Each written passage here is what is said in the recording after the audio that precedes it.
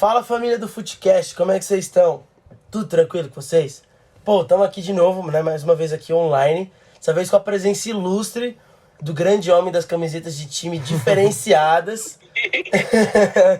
Grande Biratã, né? Mas conhecido também como livro para algumas pessoas. Um prazerzão, Biratã. Você pode dar uma leve apresentação sua, por favor? Bom, sou o Biratã Leal, sou comentarista dos canais ESPN. Também tive algumas participações. Eventualmente, às vezes ainda tenho alguma participação no Desimpedidos, no Camisa 21, como livro. E, bom, já trabalhei no site Trivela, na revista Trivela, revista ESPN, Agência Placar, outros lugares ali na imprensa esportiva. Eu já trabalhei também fora da imprensa esportiva, né, na imprensa, mas em outras áreas também. Já trabalhei até bastante tempo. Bom, e é isso, estamos aí. Então vamos lá. Vou começar aqui com umas perguntas que a gente fez para definir e depois vamos pegar algumas perguntas de alguns nossos seguidores que mandaram. Então vamos lá, para começar, puxando um pouco do começo da sua carreira, você saiu da faculdade da Pontifícia em 2000 e em 1998, por aí, você já começou a fazer alguns estágios ali, em média de 6 meses, 1 ano. Como foi para você esse começo de trabalho? Como você se sentiu lá como um jornalista? Eu peguei uma entrevista um pouco antiga que você fez para uma escola até, que você falou que você trabalhou em áreas um pouco diversificadas, não abrangindo tanto o esporte no começo. Como foi para você esse início de carreira? Como você se sentiu como jornalista e tudo?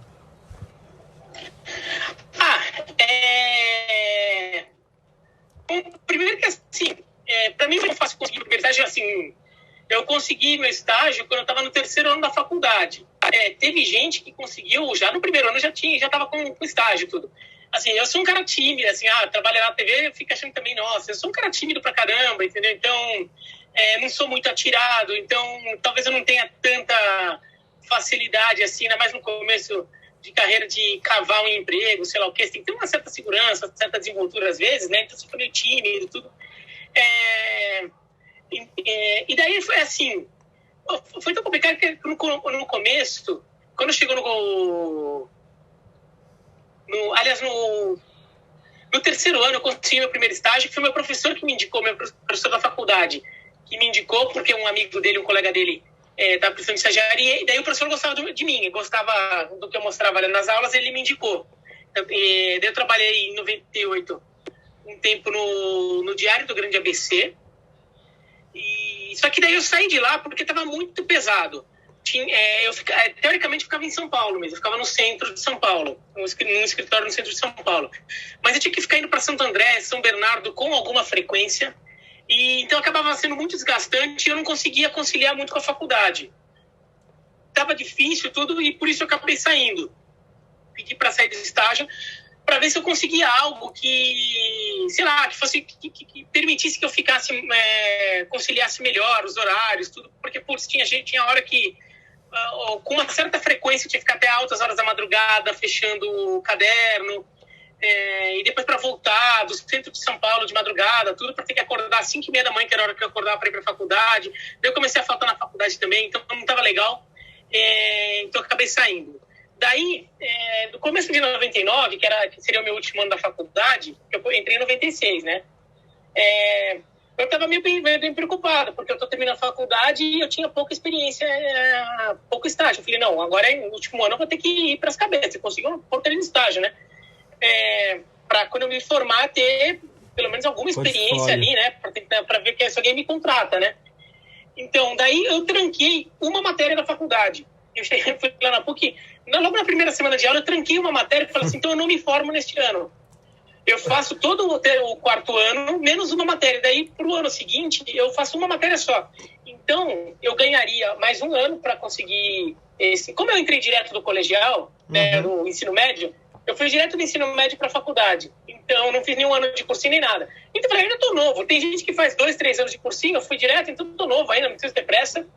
E daí eu tenho 2 anos para conseguir um estágio. Sim. Sendo que o segundo ano, né, que seria 2000, né, o meu último ano, eu estaria, assim, poderia fazer dedicação total a esse estágio. Porque só uma vez por semana que eu ia ter que ter um horário de aula. né? Que no caso era quinta-feira à noite, no caso. Então eu fiz isso. Uma semana depois eu consegui um estágio e não dava mais para destrancar a matéria, mas uma semana depois eu consegui um estágio numa editora que faz revistas na área de engenharia, arquitetura.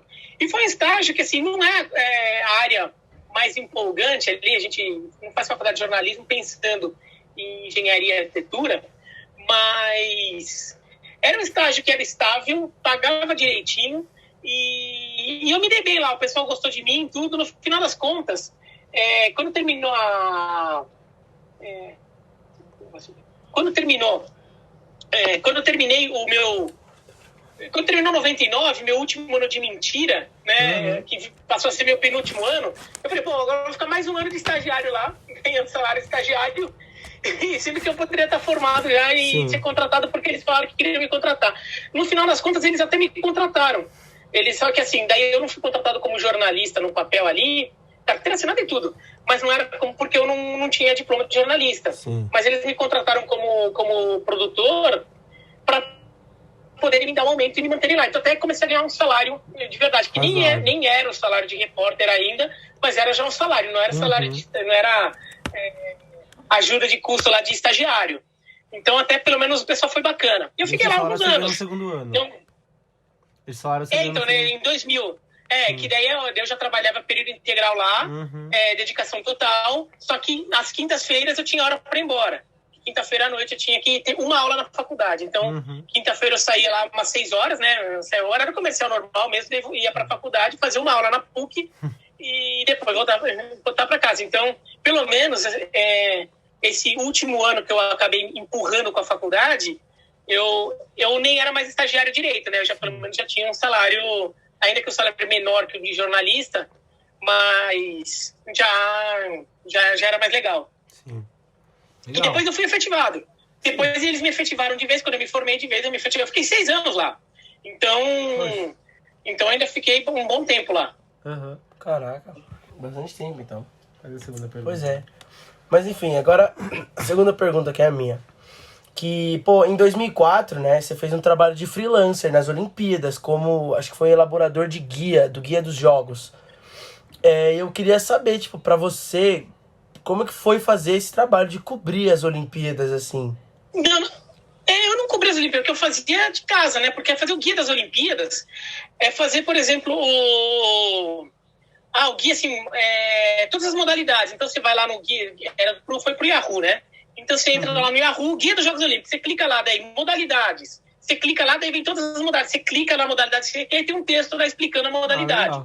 Ou você quer a história dos jogos, daí tem todas as edições dos Jogos Olímpicos, de 1896 até 2000, né, que era o guia de 2000, era para 2004. Então até 2000, você clicava lá, daí tinha uma história, tinha um resumo daquela edição dos Jogos Olímpicos. Daí, grandes ídolos do esporte, você clicava lá, tinha grandes mitos dos Jogos Olímpicos, vai estar lá o Michael Phelps, não existia na época, tinha lá o Mark Spitz, tinha o Jesse Owens, tinha o Carl Lewis, tinha a Vera Tchaslavka, tinha, sei lá, o Vitaly Sherbo, tinha vários atletas históricos dos Jogos Olímpicos, lá o Theophilus Stevenson, então tinha um monte ali. E daí você clicava lá e via o texto lá do cara, explicando, contando, e tinha até alguns ícones de esportes coletivos. Então tinha o Dream Team dos Estados Unidos de 92, a seleção uruguaia de futebol bicampeã em 24-28, a seleção húngara de polo aquático, que dominou o polo aquático. Então tinha até alguns grandes times também. Daí você tinha, sei lá, Guia da Grécia, né, que os Jogos Olímpicos foram em Atenas. Então daí tinha umas, assim, a história da Grécia, um pouco assim, várias curiosidades sobre a Grécia. Então eu tinha que fazer esses textos, basicamente era isso. Então assim, eu fiz de cara, na verdade assim, eu fiz antes dos Jogos Olímpicos, né? Os Jogos Olímpicos começaram em meio de julho de 2004, eu fiz esses textos lá por fevereiro, março de 2004. Eu fiz de casa, assim, eu fiquei sem dormir, eu dormi muito pouco, continuava tava tendo um emprego normal, eu tinha um emprego ainda trabalhando com engenharia na época, eu chegava à noite em casa e fazendo, entendeu? E é muito texto. Eu cheguei a imprimir tudo, ficar um negócio dessa grossura, assim, dava pra fazer um livro, sem exagero nenhum, dava pra fazer um livro.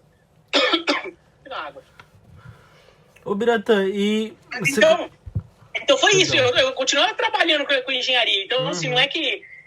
Agora, o que foi legal é que, por exemplo, o pessoal gostou tanto do meu trabalho que eles, por iniciativa deles, resolveram me pagar mais do que eles iam pagar, porque eles tinham combinado um preço comigo. E eu topei, sabe, porque eu queria trabalhar com esporte.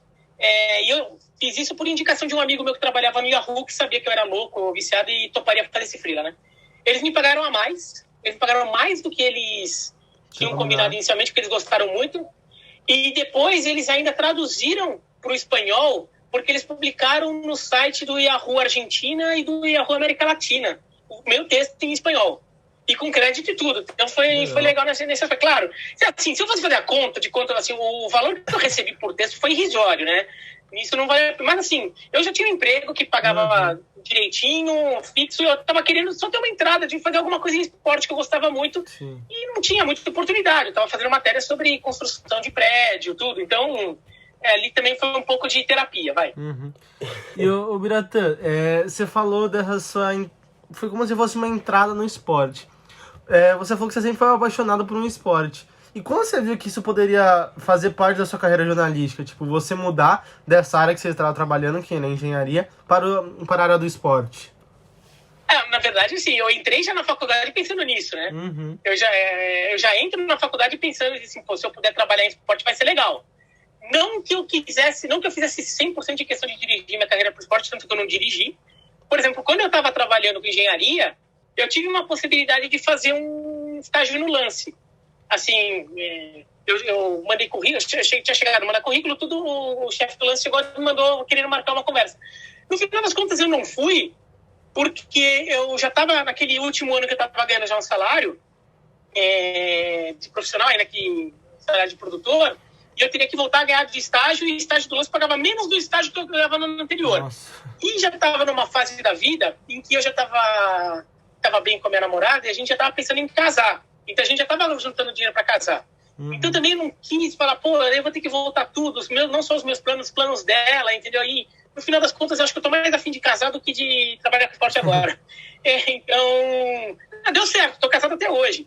Então, não tem que abre mão de um sonho pra começar outro. Então, e daí, então, assim, eu tive alguns momentos, né? Cheguei a fazer um freela pro IG também, de história do futebol, numa sessão de um site que o IG tinha, mas o site fechou. Eles fecharam o projeto do site lá, para criar mesmo o IG Sports, né? Mas eles fecharam esse, daí, então eu parei de fazer por causa disso, porque o site fechou.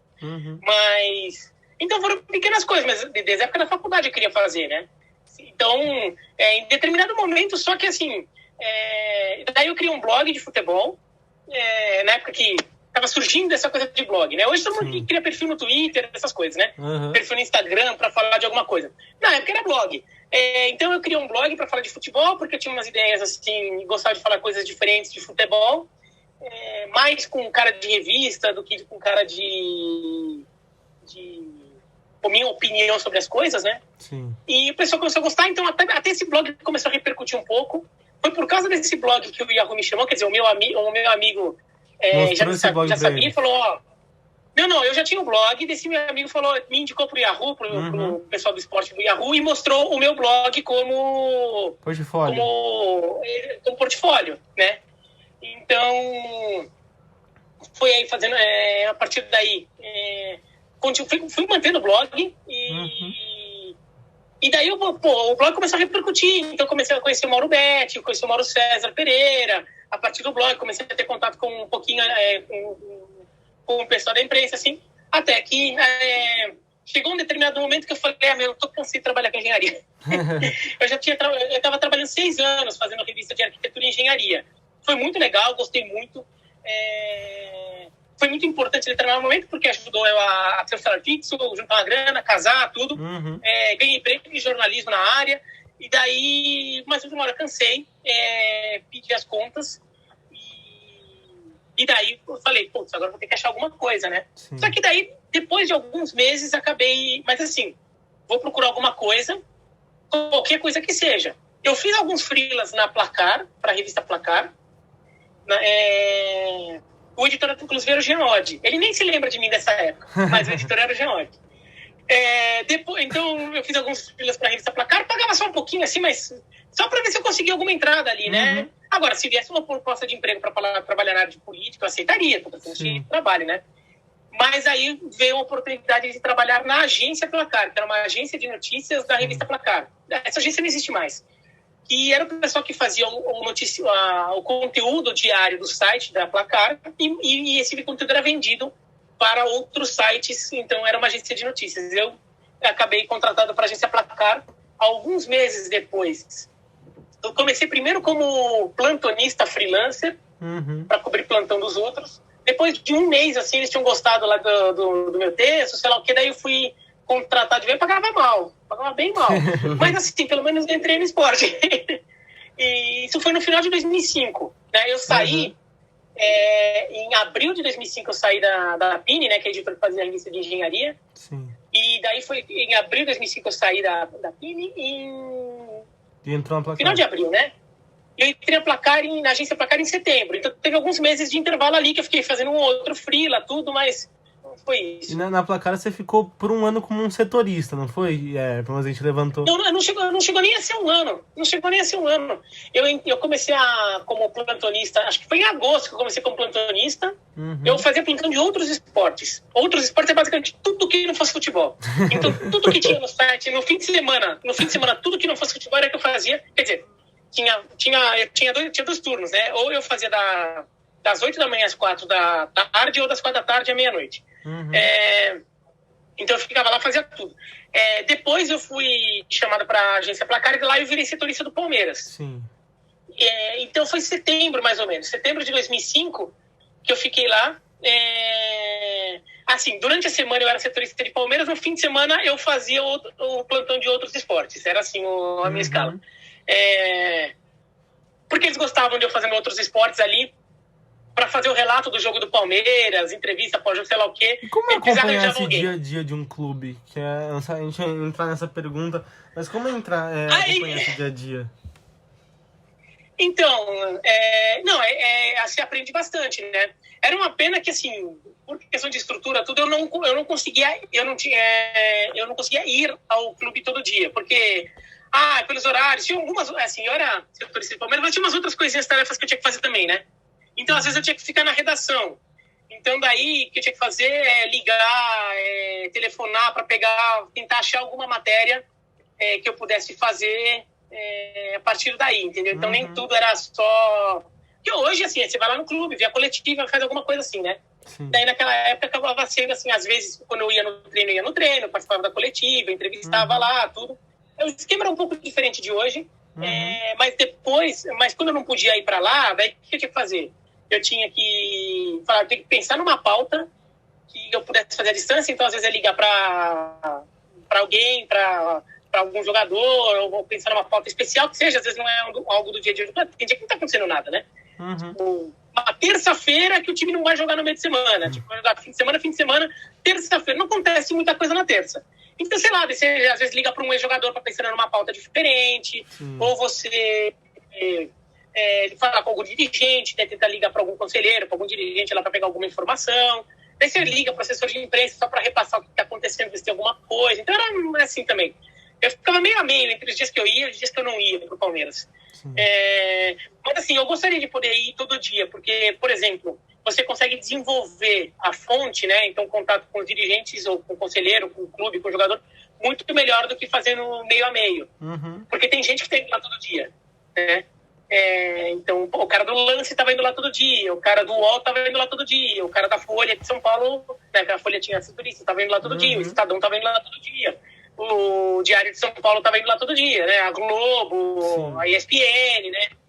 Então, mas assim, tudo bem, faz parte. Mas é legal. Eu queria, nesse aspecto, eu queria até ter tido mais experiência, assim, mais tempo até, porque teria sido legal. Sim. Mas para ter essa vivência de clube, assim, faz muito tempo, né? Isso foi 2005 e o começo de 2006. Sim. Daí, em 2006, eu recebi proposta para ir para a Trivela, né? Que o site Trivela tinha criado uma revista, eles estavam querendo investir, estavam com investidores. Eles me convidaram, eu sempre gostei de fazer revista, gostava muito mais de fazer site. E E era a Copa do Mundo, então eu ia trabalhar com as coisas da Copa do Mundo de 2006, estava se aproximando. Então, ia pagar melhor ainda. Pô, então, putz, eu vou, né? Me desculpa, agência Placar, me desculpa, torcedores do Palmeiras que gostam eventualmente de ler os meus relatos. Acho que eles não gostavam muito. Assim, o Biratã, só... E voltando, então, agora vamos avançar um pocão na linha do tempo, né? Em 2018, você se ingressou junto ao Desimpedidos no projeto da NWB. Lá você virou um personagem muito conhecido como Livro, né?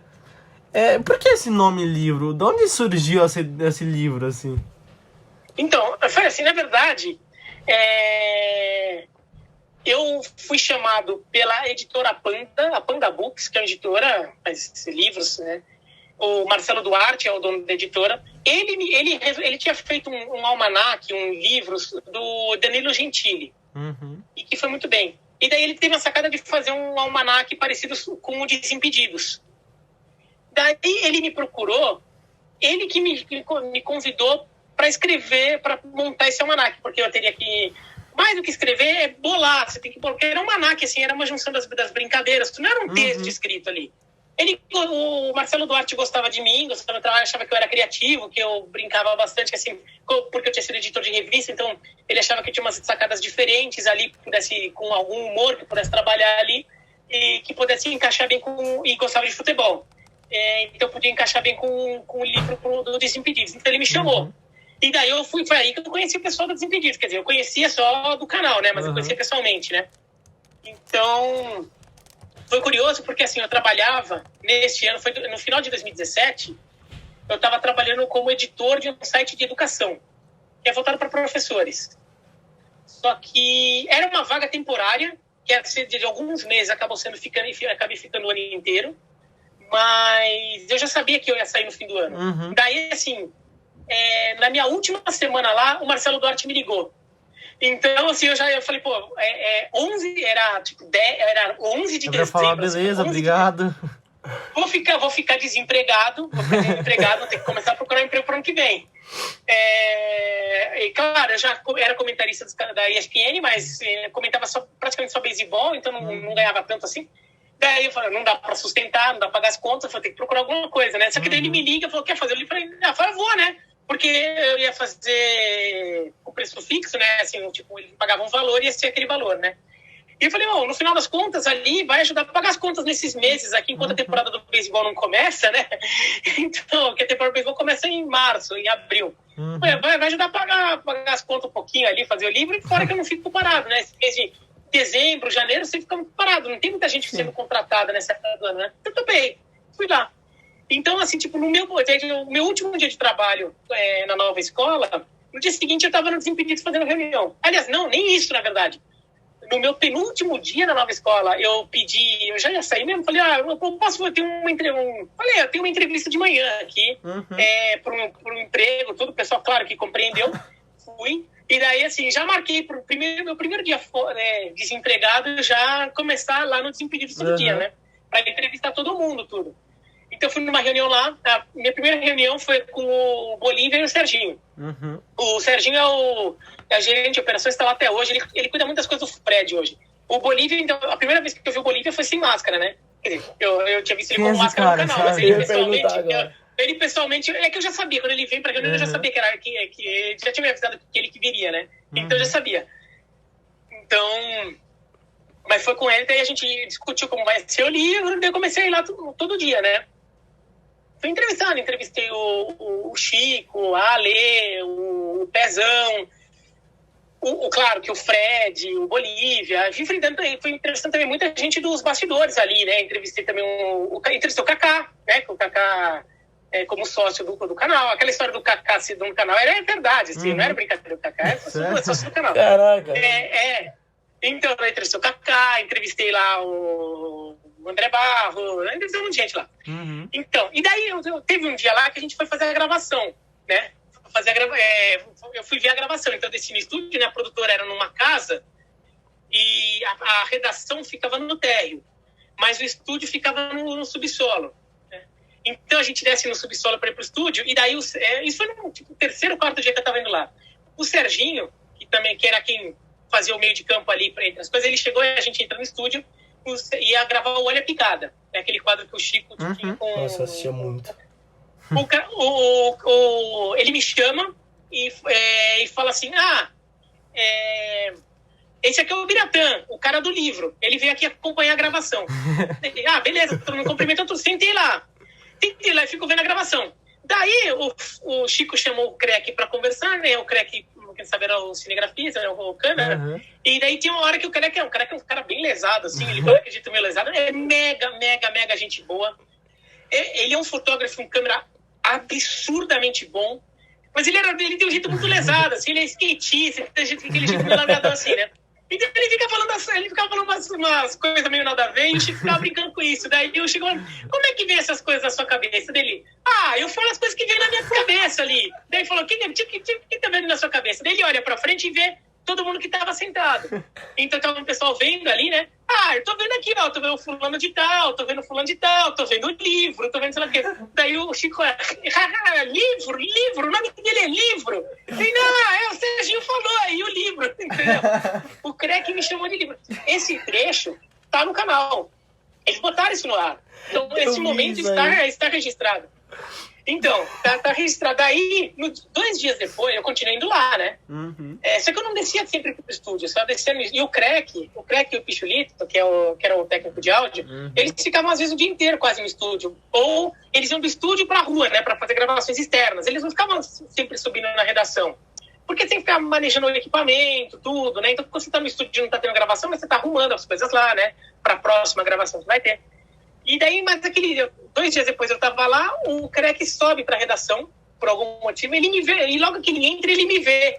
E daí ele gritava, e aí, livro, tudo bem? E daí todo mundo ouve, todo mundo começa a rir, e daí pegou o livro, entendeu? Daí começaram a me chamar direto de livro. Legal, Que cara. incrível. Eu acho que eu vi essa cena, eu acho que eu vi esse programa. Essa cena tá lá no canal. Fala, pessoal, voltando aqui, tivemos um problema técnico aqui, mas vamos lá. A gente tava rachando o bico no off, porque a gente lembra dessa cena. Cara. Eu era um fã de Olha Picada, eu era um grande fã de Olha Picada. Eu assistia todo o programa, eu lembro desse programa, do Crack falando, eu tô vendo o livro ali. Aí o Chico dando aquela risada dele. É livro! E depois disso você virou uma pessoa que vira e mexe, tá indo lá no canal, faz alguns desafios, até teve um desafio ano passado mesmo, no finalzinho do ano, que você foi com o Edu Menezes, com o Jorge Nicola, se eu não me engano, vocês foram num estádio do Palmeiras, vocês fizeram uns desafiozinhos legais lá. E é muito legal isso, como algumas coisas fazem você se imergir num mundo diferente, né?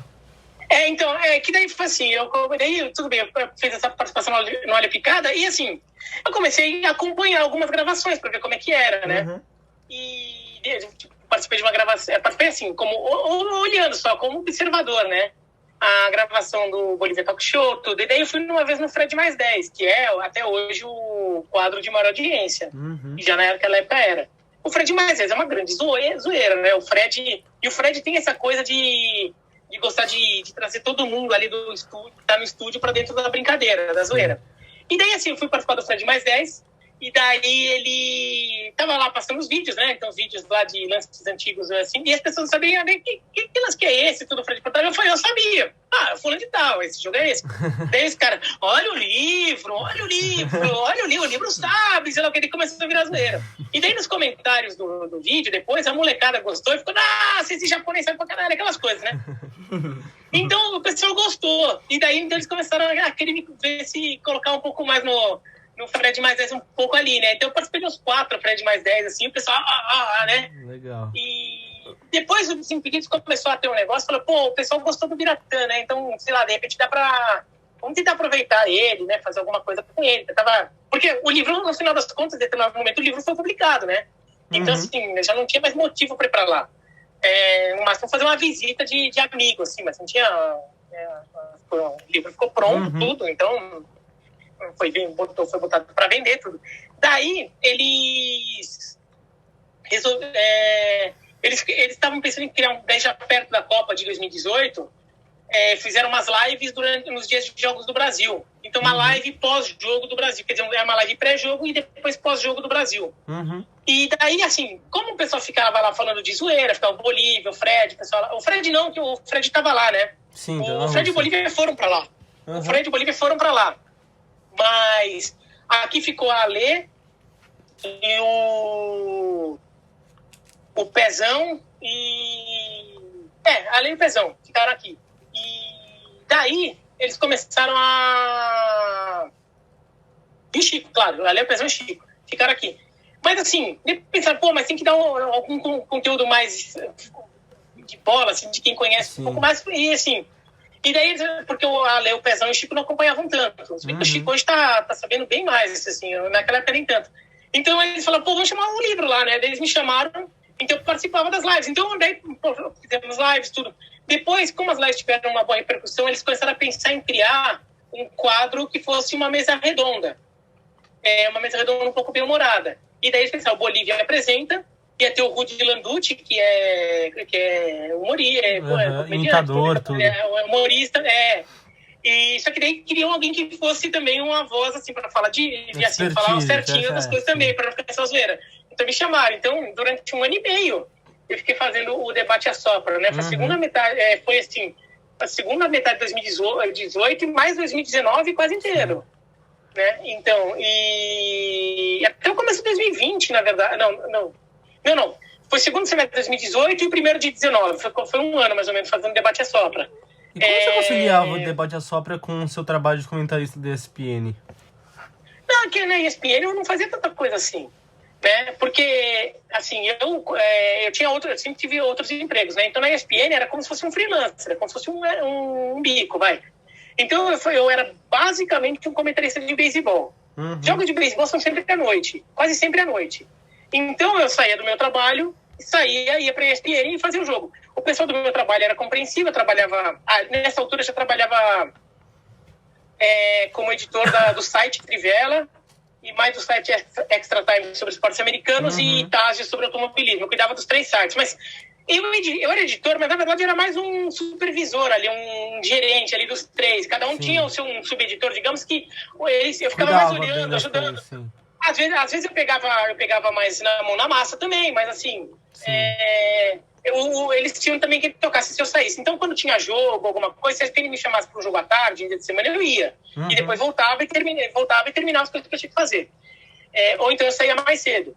Mas então, assim, era cansativo, eu trabalhava bastante, né? Mas a ESPN, assim, me chamava 2 vezes por semana, só coisa. Então, não tinha tanta coisa assim. E, assim, tinha uma época que eu comentei até bastante futebol, mas era, assim, eu comecei só comentando beisebol. Depois eu comecei a comentar beisebol e futebol, mas, assim, futebol era só aqueles jogos que ninguém vê. Eu era comentarista principal de campeonato japonês. E eu também fazia uns VT, jogo de campeonato russo, segunda divisão inglesa. Então, aqueles jogos que dão bem menos audiência, assim, não tem muita gente vendo, né? Até porque eu era freelancer, eu ganhava por escala, né? Por vezes que eles me chamavam, né? Funcionário da ESPN. Então, assim, dava para conciliar, né? Sim. Agora, daí de 17 para 18, né? Que daí o Desimpedidos me chamou, eu fiquei desempregado, né? Fiquei sem um emprego fixo que garantia pagar as contas ali, né? Falei, bom, vai complicar, né? Vou ter que... Só que daí, para 18... eu era o segundo comentarista de beisebol da ESPN, né? Tinha o Paulo Antunes e eu. Então, assim, eu fazia jogo 1 vez por semana, mais ou menos. Só chegava nos playoffs que eu fazia muito jogo. Chegava nos playoffs, eu fazia um monte de jogo. E em julho também, o Paulo Antunes costumava tirar uns 15 dias de férias, e eu fazia todos os jogos daqueles 15 dias. Então, também era um pouco melhor. Mas eu fazia muito pouquinho, né? Não dá pra pagar as contas com essa quantidade de jogo. Mas aí chegou de 17 para 18... Eles pagavam por jogo? Porque, assim, imagina, assim, sei lá, curling, o Sport TV passa curling. Eu, assim, não sei, mas eu imagino que o comentarista de curling no Sport TV não seja um cara que seja funcionário da Sport TV assalariado. Você vai usar pouco o cara, assim, não faz sentido. Um freelancer. Um freelancer. As pessoas também, às vezes, acham que na televisão, assim, tem dinheiro sobrando. Assim, não é assim que funciona, né? Então, daí, o Paulo Antunes... ele cansou de fazer beisebol. Ele já estava fazendo um tempo indicando que ele estava cansando de fazer beisebol, não gostava tanto assim do esporte.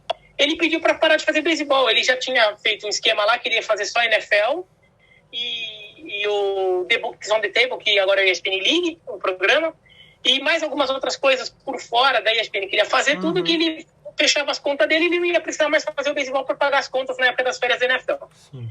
Então ele falou, daí eu falei, opa, agora eu virei o comentarista principal de MLB da ESPN. Então agora eu vou começar a fazer, em vez de fazer um jogo por semana, eu vou começar a fazer 4 jogos por semana. Ou 3 ou 4 jogos por semana. Aí... Você seria contratado. Aí começa a fechar a conta. Aí eu começo a fechar a conta. Aí começa a fechar a conta. Consigo pagar as contas.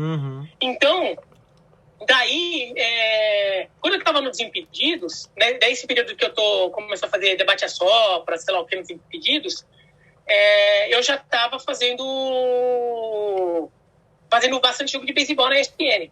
Então, eu já estava começando meu trabalho era ESPN, mas Desimpedidos. Agora, a ESPN era muito à noite, só que eu trabalhava, quando eu tinha jogo. Agora, a partir do bom retorno que eu tive no Desimpedidos, mais gente da ESPN começou a ficar atenta para a possibilidade de, vamos voltar a chamar o Biratã para fazer mais futebol? O pessoal está gostando dele lá. O público tá gostando dele lá, e ele tá ficando tá chamando atenção, né? Uma atenção. E daí eu comecei a fazer o Bate-Bola, que é um programa que até tem um espírito mais parecido com o Desimpedidos, né? O programa não tem mais. Então eles começaram a me chamar lá, entendeu? Então assim, não foi difícil conciliar nesse caso. O mais difícil era conciliar a ESPN quando eu tinha outros empregos. Sim. Porque eu tinha um horário fixo de trabalho, que às vezes eu tinha que sair mais cedo, sair no meio do dia e voltar para ficar até tarde da noite para terminar o serviço. Era mais difícil do que nesse período de Desimpedidos. Entendi. E, você tava comentando um pouquinho, né, que você comentou bastante jogo de beisebol por um tempo e tudo mais. E eu queria saber, da onde que veio essa paixão, assim, gosto de beisebol, quero fazer beisebol, assim, vou começar. Então, assim, eu já conhecia a regra básica do beisebol jogando videogame, mas videogame, assim, é toscaço, assim, eu tô falando de... não tô falando desses videogames que vocês jogam hoje aqui, tô falando de videogame toscão ali, né? Aquele Wii de bater, né? Assim. Que Wii? O Wii é muito anterior ao Wii, isso daí é de Mega Drive. Não é anterior ao Mega Drive, de Master System. Master System e Nintendinho. Nem sei o que é isso. Esse eu sei. Master System e Nintendinho. Então eu sabia o basicão, o jogo não era muito detalhado também. Mas eu entendi o básico. Daí, eu fui viajar para Venezuela, de férias, com a minha mãe. Com a minha irmã. E daí, assim, eu tinha uns 13, 14 anos. Então, comi um pão de queijo aqui, ia mostrar um pão de queijo aqui, ele me ressecou a garganta, eu tô com a garganta seca aqui, o pão de queijo tá gostoso, mas tá seco.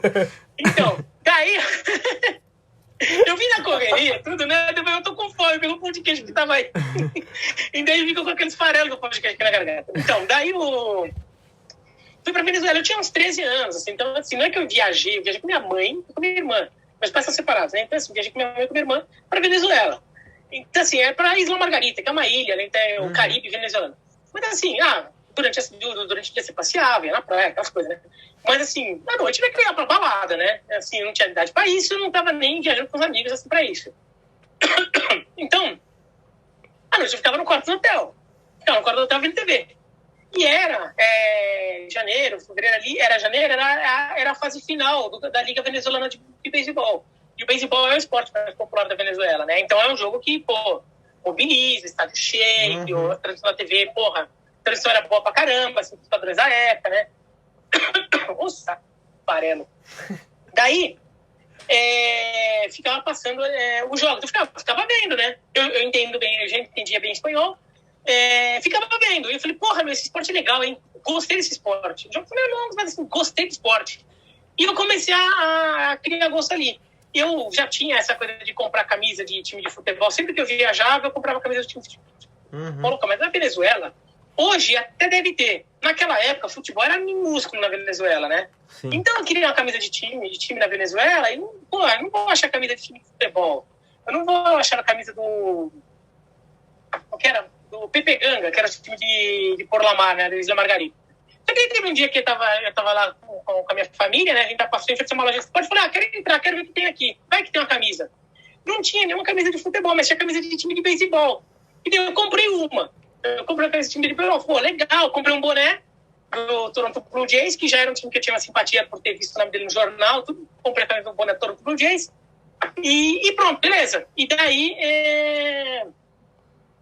comecei a acompanhar o esporte. E daí, assim, até já cheguei a jogar esporte na aula de educação física. Eu tive um professor de educação física meio matosquela, que ele gostava de ensinar uns esportes diferentes, tipo capoeira, beisebol, em vez de ficar assim... Todo mundo. Então eu joguei na aula de educação física. Mas depois, quando assinei TV a cabo, daí eu passei a conseguir acompanhar mais de perto. Não tinha internet na época, né? Então não dá para acompanhar pela internet.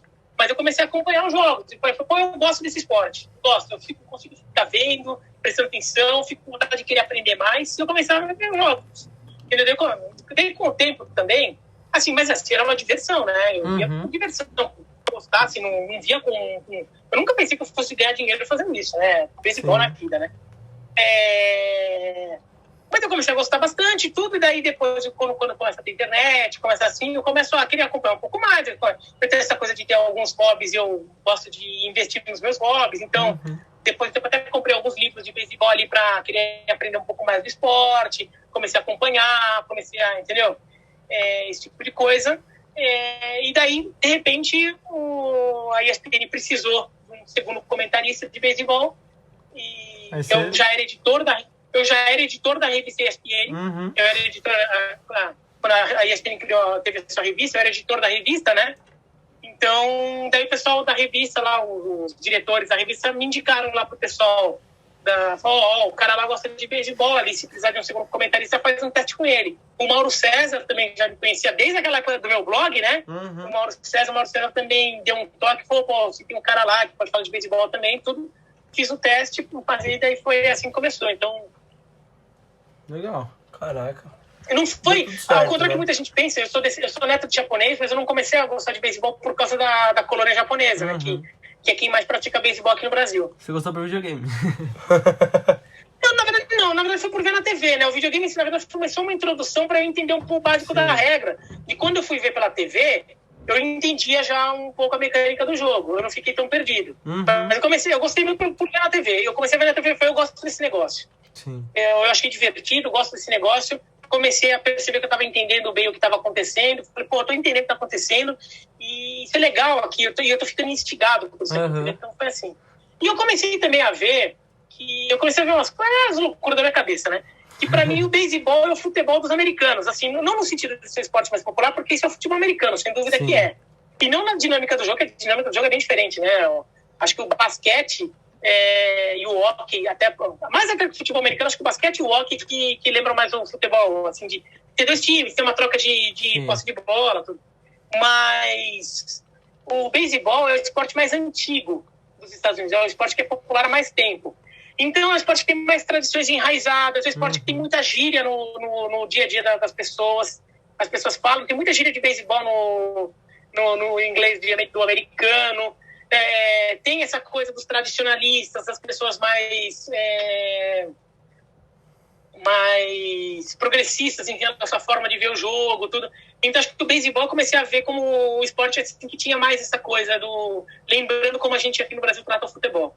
De tradição, né, na sociedade e tudo mais. Legal. Isso. Legal. Da hora. Ô, Biratã, então, muitos brincam sobre essa coleção diferente de camisa de futebol, né? O Giovanni até começou brincando com isso. Como você, bolou a ideia, assim, você só foi comprando, você falou assim, que todo país que você vai, você compra uma camisa do time da cidade, uma coisa assim. Como assim você criou essa sua coleção de camisas diferente? Que nem essa camisa que você tá usando, eu não faço ideia de onde é. Essa aqui eu ganhei, na verdade. Essa aqui é do HB. Que na verdade é Ravner Boutfelag. Mas não é o HB, ele é conhecido como HB. As iniciais que é o principal time das Ilhas Faroe. Mas... não, na verdade não. Foi assim, é que eu tenho dois amigos, aliás, que foram de férias para as Ilhas Faroe. Verdade, isso. E daí um deles me trouxe essa camisa. O outro é o Jean Oddi. O Jean Oddi foi de férias para as Ilhas Faroe semana retrasada. Nossa. Mas ele foi com um amigo em comum, esse amigo em comum que me trouxe essa camisa. Mas assim, essa coleção começou que... sempre gostei muito de futebol, tudo. Começou com a minha mãe, que em 89 ela viajou para a Europa sozinha. Eu fiquei com a minha tia, tudo, com os meus primos, durante 2 semanas. E daí, quando ela volta, ela me traz uma camisa da seleção francesa e uma camisa do Benfica. E daí minha mãe falou, não, você gosta de futebol, pode começar a coleção agora. Pai, então vamos começar a coleção. Tem até hoje a camisa do Benfica da seleção francesa. A camisa antiga, né? E daí, então, eu peguei essas 2 camisas, e daí assim, minha mãe não é muito gastadora, não gosto de gastar meu dinheiro nunca fui de gastar meu dinheiro com brinquedos, essas coisas, né? Então, eu nunca fui de ter muito brinquedo em casa, essas coisas assim. Tinha o que precisava para brincar, né? Mas aí, então, assim, o que ficou estabelecido era, sempre que eu viajava, minha mãe gostava muito de fazer viagenzinha, assim, a gente pegava um feriadão, fazia uma viagenzinha para o interior, assim. A gente comprava a camisa do time local. Então, assim, fiz uma viagem para Araçatuba, vou lá, compro a camisa do Araçatuba e do Bandeirante de Birigui. Birigui é coladinha Araçatuba, né? Das coladinhas. Comprei a do Bandeirante de Birigui e a do Araçatuba. Daí viaja, sei lá, para o Rio de Janeiro, compra a camisa do time do Rio. Vai para, sei lá, Poços de Caldas. Eu nem tenho a camisa da Caldense. Eu compro a camisa da Caldense, sei lá, alguma coisa assim. Eu nem tenho a camisa da Caldense. Mas era assim, próxima camisa do Biratã, Caldense. Não, e peraí que eu vou para Poços de Caldas em setembro. Porque tem um torneio lá de xadrez, meu filho vai estudar, eu vou para lá. Legal. Então eu já sei que eu vou querer comprar. Mas assim, era assim, então eu comprava a camisa quando eu viajava. E antes então, era assim, muito mais acessível, né? Nossa.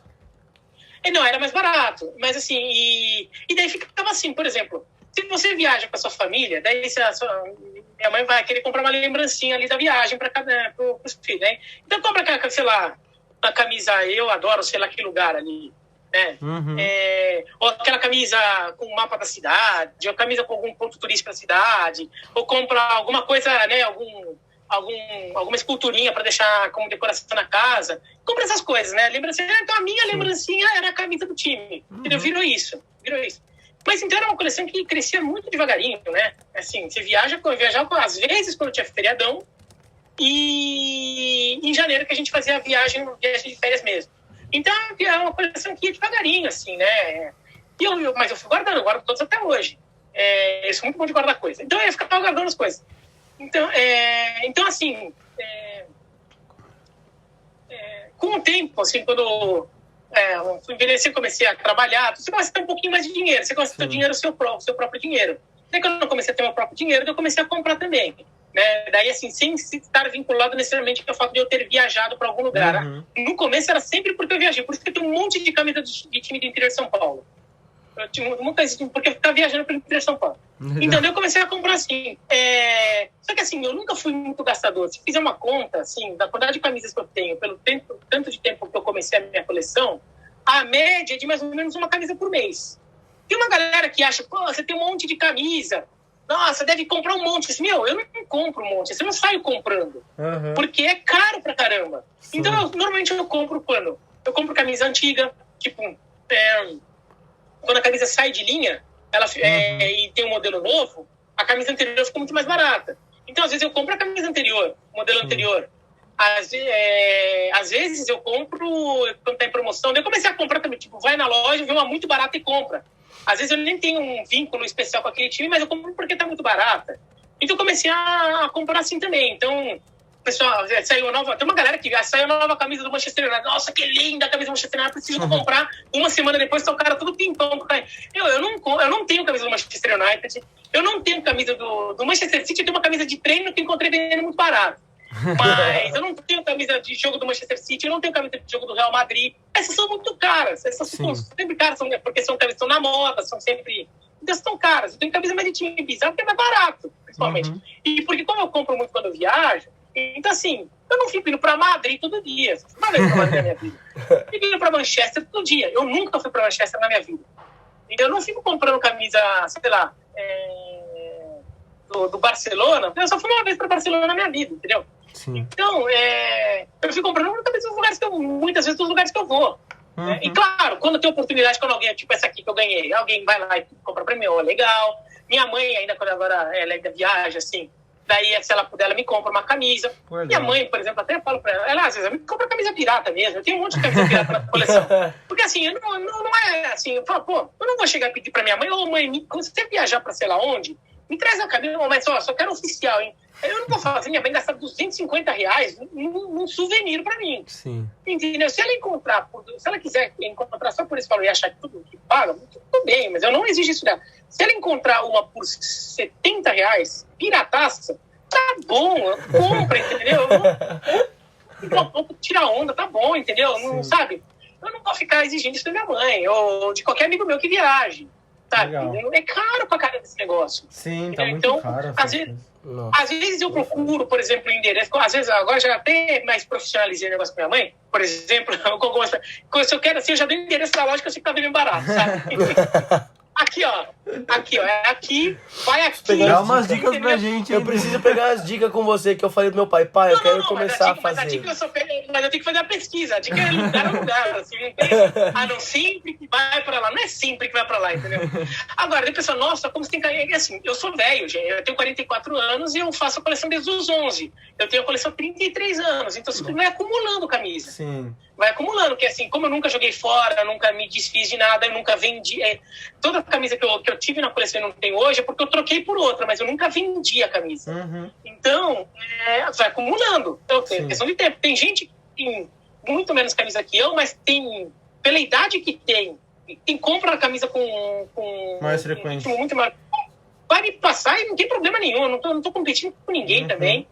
Eu admito que tem camisa pirata aqui. Cada um tem a sua, não quero catar no Guinness. Uhum. E eu tem camisa pirata aqui também, assim, eu preferi evitar, mas às vezes não tem jeito. E se as pessoas quiserem me dar, eu não vou lá, não, isso aqui eu não quero. Uhum. Entendeu? O que tá valendo é ter camisa ali. Pois é, preciso pegar umas dicas. Pedi pro meu pai pra fazer coleção, ele falou eu ir trabalhar. Biratã, pra finalizar o nosso programa, o Giovanni vai fazer uma pergunta que eu tô querendo fazer, pô. Eu queria saber, pra você, assim, em particular, quais foram os melhores momentos da sua carreira em geral e o que você projeta pro seu futuro, o que você pretende fazer ou tá trabalhando pra fazer, de repente, assim? Deixa eu ver. É que assim, os momentos... Eu sempre trabalhei muito agora comentando nem tanto, né? Como comentarista nem tanto, mas como... quando eu trabalhei em site, eu sempre trabalhei muito na redação, né? Eu trabalhei como editor muito tempo. Então eu ficava, por exemplo... Eu não saía muito para fazer reportagem. Eu ficava aí como editor na redação. O pessoal que saía mandava o texto para... Entendeu? Então, eu não tive... por a Copa de 2014, eu até saí, fiz uma outra coisa na rua, foi legal. Acho que uma das lembranças que eu mais tenho foi o Argentina e Suíça, nas oitavas de final da Copa, que essa eu fui no jogo a trabalho. Foi a primeira vez que eu fui num jogo de Copa a trabalho, foi muito legal. E foi um jogo diferente, foi um jogo que o Brasil, a torcida brasileira começou a querer reagir. Depois daquela primeira fase da Copa, em que as torcidas latino-americanas estavam ofuscando a torcida brasileira, Uhum. foi um jogo que a torcida brasileira começa a reagir, a gritar, aquele grito do 1000 gols, tudo, né? Uhum. Então foi um jogo muito legal, porque foi uma batalha de gogós ali da torcida do Brasil contra a Argentina muito boa. E foi legal essa experiência de, tô no jogo da Copa fazendo uma matéria aqui, entrevistar os torcedores, tudo. Porque até então eu tava muito na redação, né? O pessoal na rua fazendo um monte de matéria legal e eu só ia passando vontade de editando. Mas eu era o chefe, né? Eu era editor, eu era o chefe. Mas assim, é o certo, né? O repórter fica no dia a dia ruim do osso, então tem que pegar o filé depois. Depois tem que pegar o filé também quando vê coisa legal, né? Uhum. Mas isso foi muito legal. Foi muito legal, por exemplo, quando eu era editor do TAS, de Classificativa de Automobilismo. Então, quando a gente foi fazer, a gente deslocou toda a redação para fazer a cobertura do editor. Na verdade, não foi nem um ano só, foram 2 anos do Grande Prêmio de São Paulo, da Indy, da Fórmula Indy. Foi muito legal, porque, assim, eu cuidava também da Trivela, tudo, mas aí eu deixei o site lá tocando, né? Uhum. E foi muito legal poder ficar nisso. Um outro momento, assim, um outro evento que eu lembro bem, assim, foi bem marcante para mim, porque eu estava trabalhando no Mineirão, quando o Atlético ganhou a Libertadores. Foi bem legal, assim. Até como eu vou com site independente, eu vou lá para fazer matéria mais de revista, assim, sabe? Eu não tô lá para fazer aquele relatão ali e depois fica botando as coletivas lá, sabe? Então eu tô pensando numa matéria diferente. Então você tá lá vendo de forma diferente, assim, né? Sim. Então você vai buscar entrevistas, vai fazer uma matéria diferente. Então até a forma de você curtir, assim, aquele momento é diferente. Você tá dentro do jogo mesmo, sabe? Agora, o que mais? Participar da noite de autógrafos de lançamento do livro do Desimpedidos foi legal. Lá em Curitiba, principalmente, que a gente teve o lançamento em São Paulo, em Curitiba e em Belo Horizonte. De Belo Horizonte eu não fui, mas o de Curitiba foi muito legal. Que mais? Foi com o Fred, eu, o Fred e o Serginho. Quando